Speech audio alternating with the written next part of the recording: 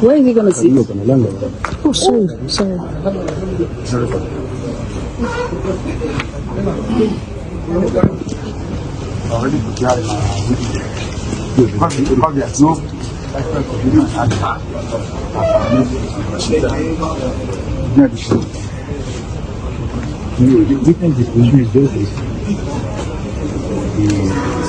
The information you give them, what the hell?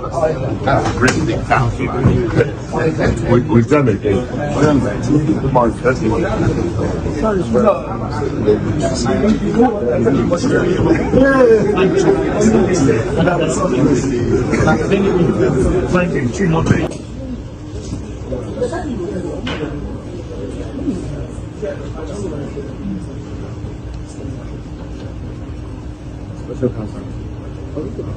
So guys, something strange happened today in court. Like you can see, the headline here says court grants federal government's request for screened testimony in Nnamdi Kanu's trial. So guys, in case you don't know, there is this request that was put forward by the federal government that they have people who want to testify against Nnamdi Kanu as witnesses, but they don't want the faces of these people to be shown to the public.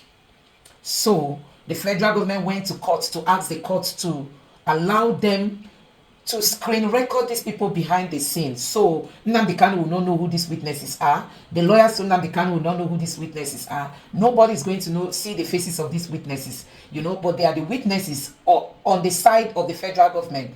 They are to testify against Mazi Nnamdi Kanu.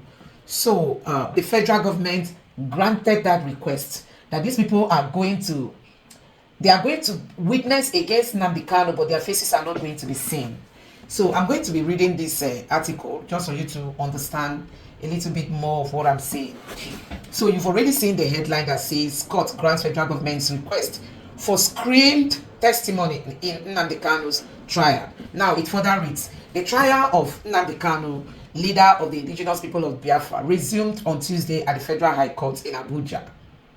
Justice James Omotosho presided over the proceedings, during which the court granted the federal government's request to allow witnesses to testify behind screens for security reasons. So they said they don't want these people's faces. The witnesses that are part of the federal government team, they don't want their faces to show for security reasons.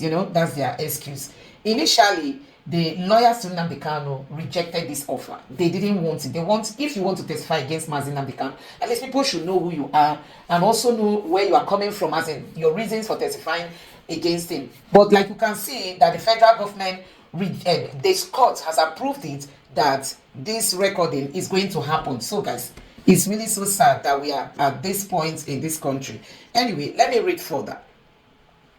It reads further and it says, at the hearing, Kanu's lead counsel, Kanu Agabi, informed the court that his defense team consisted of 22 members. However, Justice Omotosho approved only 13 as previously listed.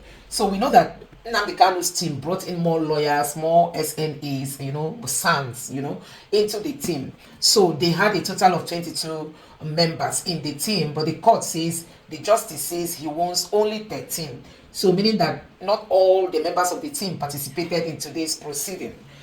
And it reads further again, the defense team has been strengthened with an additional 4 senior advocates of Nigeria, Audi Nuge, Joseph Akubu, Emeka Etiaba, and Onyechi Ibazu.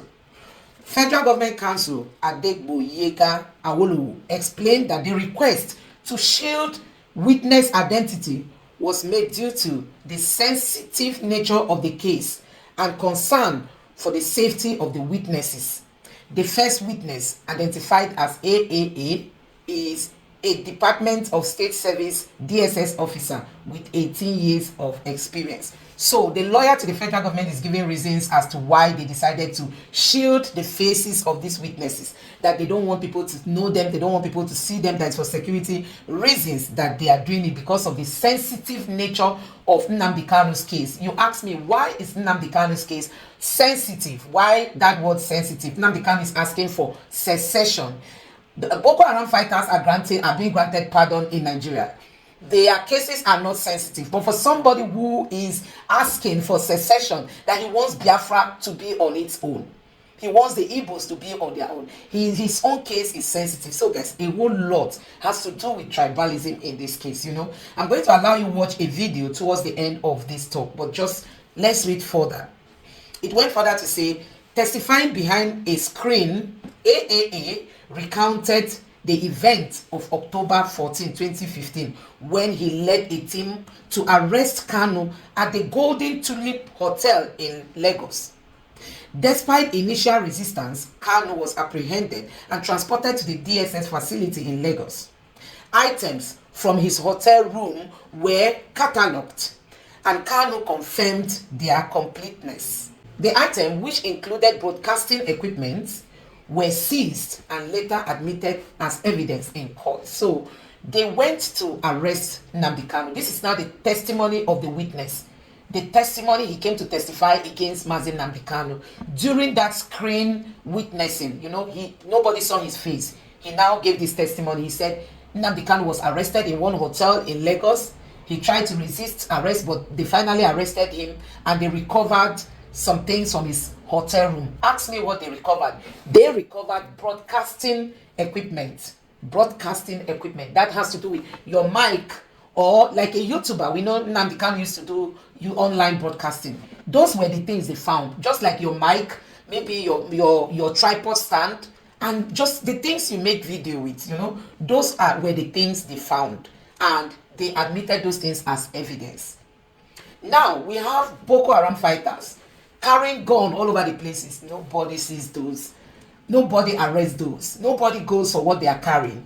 But Nnamdi Kanu was sitting in a hotel. He was, you know, they are just celebrating this man, honestly. He's too important, and that is why the Nigerian government is really going after him. Because if not, tell me, they went and arrested a man in his hotel room. There was nothing if not the things he was, you know, using to do broadcast. And the witness said it here, that they found broadcasting equipment. Those were the only thing they found in his hotel room. So Nnamdi Kanu was not carrying gun. He wasn't carrying drug. He was not doing any of the shady things. But they arrested him, and today they said they want to do behind the screen testimony. They want to testify against him from behind the screen. Now, let me read further. The trial continues to attract significant attention, with various media outlets providing coverage of the proceedings.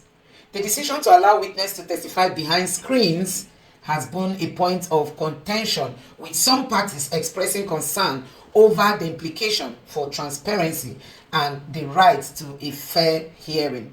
As the case progresses, it remains a focal point in discussion about national security, the right to self-determination, and balance between public safety and judicial transparency in Nigeria. So guys, you have heard it. This is actually what happened. Now I'm going to allow you to take a look at what Showore has got to say. Honestly, Nnamdi Kanu's case is all about him being an Igbo man. This cannot happen to a northerner. This cannot happen to a northerner. This can never happen to a northerner. He's being prosecuted, he's being dragged, he's being kept out of his family, out of his son, out of his relatives, out of his wife. He's being taken away just because he is an Igbo man asking for secession. Boko Haram members that have shot down military jets are being granted pardon. Boko Haram members that have killed Nigerian military men are being granted pardon. Boko Haram members that have displaced thousands in Nigeria are being granted pardon. The headsmen that are known as terrorists on the international platform are being celebrated. They've displaced thousands of people into the IDP camps. Nobody is arrested, nobody is prosecuted, while Boko Haram members are being granted pardon. So guys, you just know that some people own this country. Some people own this country, and when people say you don't want us, allow us to go, you will be seen as a terrorist. You know, in Igbo land, if you are suspected by a military man to be a supporter of the IPOB or Nnamdi Kanu, you are being picked up because they see you as a terrorist. But those who are terrorizing Nigeria, are being granted pardon to go and sin no more. Who can balance this equation? Anyway, let me allow you to take a look at what Shore has got to say. Take a look. The solution we are profiling is for the Nigerian people, first and foremost, to choose the real leaders who should govern them. Because the legitimacy of the government is also very important. For instance, it is the Nigerian government that goes to the southeast to go and militarize it. It's the Nigerian government that refused to release Nnamdi Kanu, something that would have solved a big problem. And then instead of releasing him, you go and put army in the east. Every kilometer in the east, there are army checkpoints. But after 100 kilometers in the north, you can't find the army. There was a man in Katsina who said there are only 5 guns in the local government in Katsina state.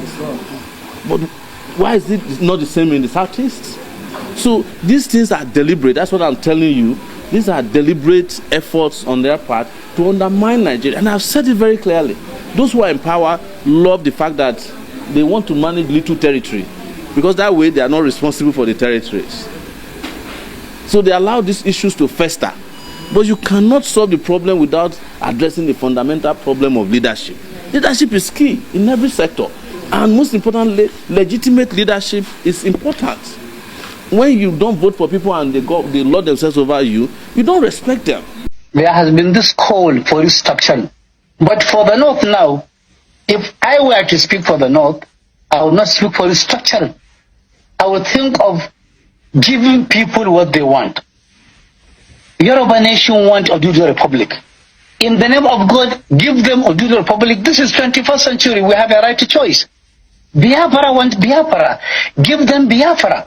Give every other nationality what they need. Because as far as I know, the relationship is sound. There is geometrical increase in suspicion across all expressions. The trust is not there. Suspicion is not there. And people who want to develop at their own speed. If you want to go at the speed of rocket, please, you should be allowed to go at the speed of rocket. If you want to go at the speed of snail, go at the speed of the snail at your own peril, at the consequences coming to you. But for now, if anybody is thinking that federal...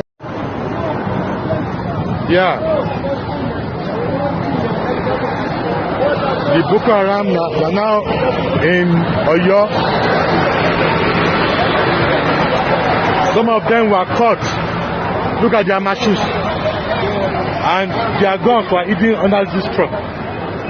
They escaped, but they've been caught, according to the report, between Express towards Ilora. So we have to be security conscious now. In fact, these days, all the trucks that pass through Express have to be thoroughly checked. They use it as hideouts, where most of their guns and other ammunitions were being hid. Look at this one too. God knows what is hidden under this now. So we have to be security conscious. This no be Wasao. I saw it with my eyes today. Just like James Bond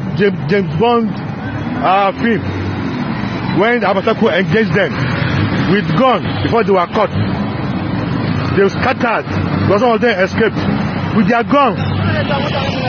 So if it's AK-7, what's the name? So please, we should be security of ourselves. All these people that push Bola have to be cautioned, they have to be challenged. They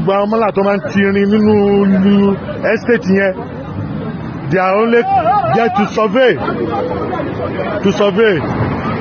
this expressway between Ola Royal and Mobi Express in Oyo. Yes. Before they were caught, look at their machine, they left with the cow.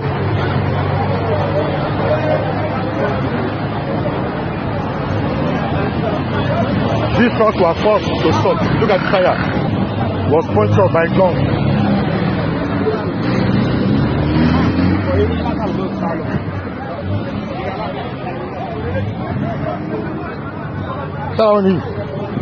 Hey.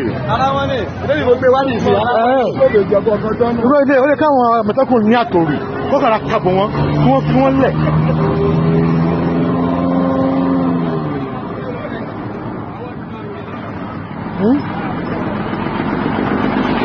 kòbókò kékeré kó kàrà kábọ̀ wọn kí wọ́n fi wọ́n lẹ̀.